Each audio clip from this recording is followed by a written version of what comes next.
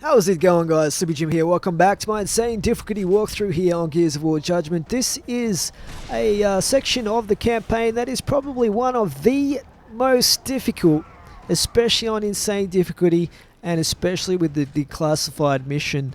And this is called Upper State Street, as you can see on screen. It is probably one of the top 2 most difficult sections of the campaign, but I'm going to show you how to get through this in what my opinion is the most easiest way. But it's not really ever going to be exactly easy because to survive, it's going to get pretty intense, guys. Let's just put it that way. Now, this first up section is just the continuation of the ambush from the last chapter. We're just taking out these locusts that are coming down the street towards us. This is very straightforward and not that difficult, but what I recommend doing is to try and take out these guys in groups where you can with the boom shot. Get your gib kills and your execution kills and stuff like that. You'll have easy opportunities to get executions when the wretches start coming a little bit later, but the heavies are not too bad either. And if you survive this entire section, this Upper State Street section of the campaign, you will almost definitely have your 3-star rating, provided you're getting a decent amount of kills and stuff like that as you go through. So that's not so much the concern is surviving, and it can get very difficult because we have the rages and stuff like that that'll come later that can cause a lot of problems in combination with the other locusts that we'll also be fighting off. So after this first section is done, we're going to set up some defenses, and then it's basically wave-based survival after that while the bot tries to break into this next building for us. So we have to protect the bot. And for that reason, you can't just camp somewhere back down where we are right now. Otherwise, he will get destroyed pretty quickly by the rages. What you'll need to do is camp up where the bot will be opening the door.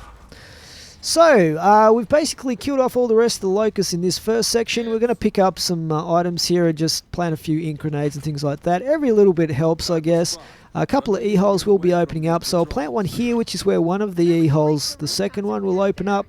And I'll talk about the first E-hole and what you can do with that shortly.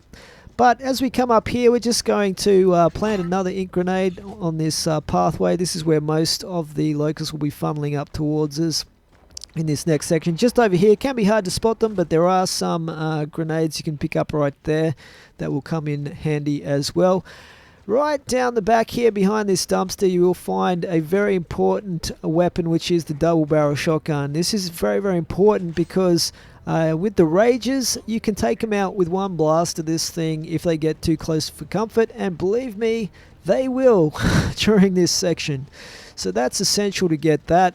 The other thing that we'll grab up here is the Bushka, and we're going to use that to take out the first E-hole. Shortly I'll show you where to shoot it to do that.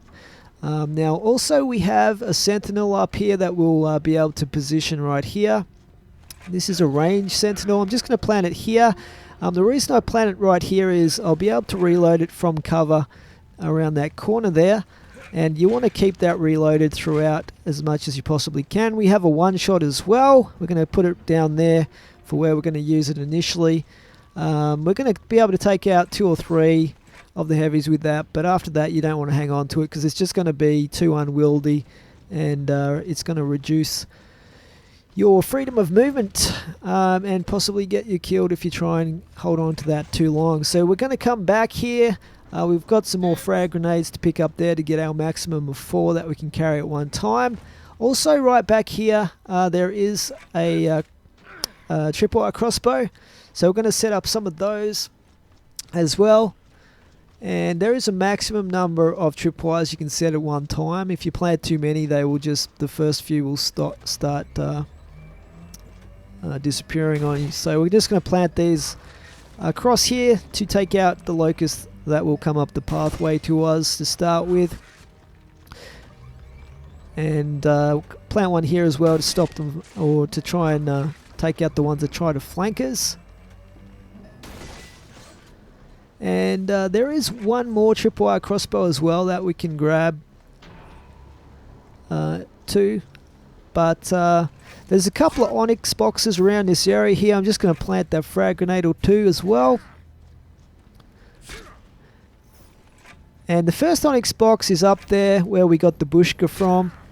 There's also another one right back here near where we came into the map from, and we'll use that to replenish some of the ammo that we've got.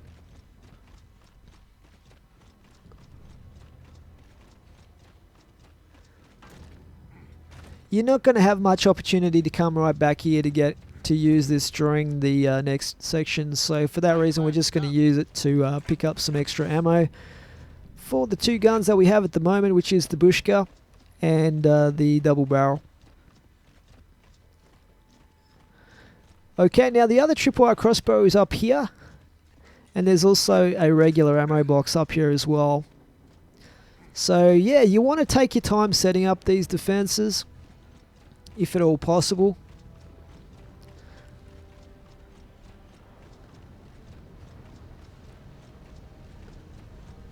Because they definitely will help, as you'll see in the next once the next wave section starts. So that door at the end there, that is where they'll all be trying to attack the bot. So they'll all be coming up towards that and towards the bot initially. They're not going to be targeting you specifically too much. Okay, so now we're all set up. We're going to activate the declassified mission here. The closer we got to Karn, the more elite his protection was. Even without any insignias, I could tell some locusts get more training than others. Now straight away we're going to have the first E-hole open up down here on the street.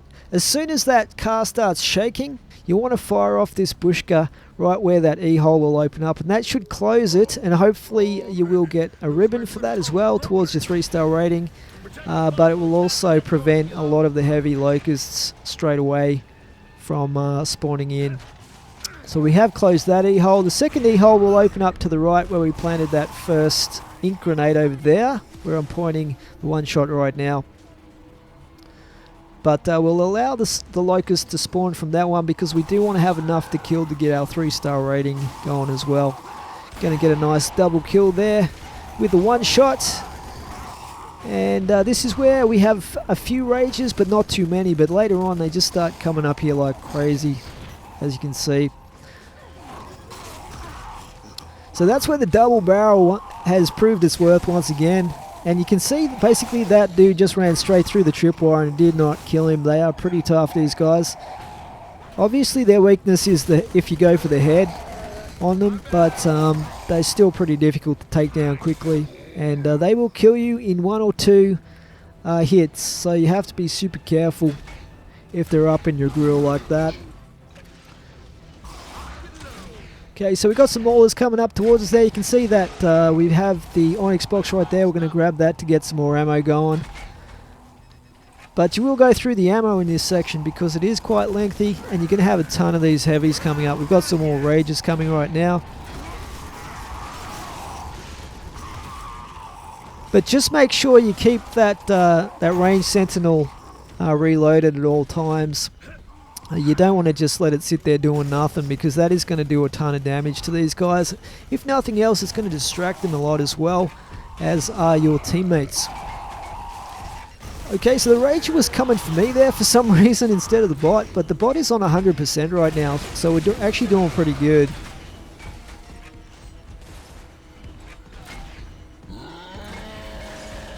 So I'm not really doing too much damage with this bushka, to be honest, but we've got a few weapons around here we can pick up once that runs out of ammo.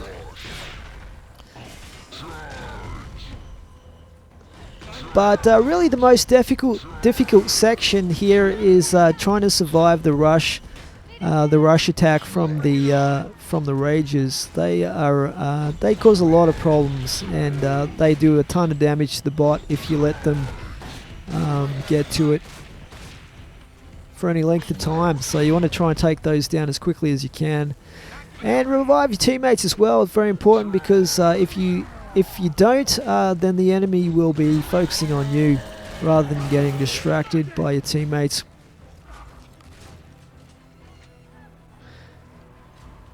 Okay, so just playing it safe here. Not too sure if I've killed them all or not at this point. There's actually 1 or 2 locusts left, and then we will be done.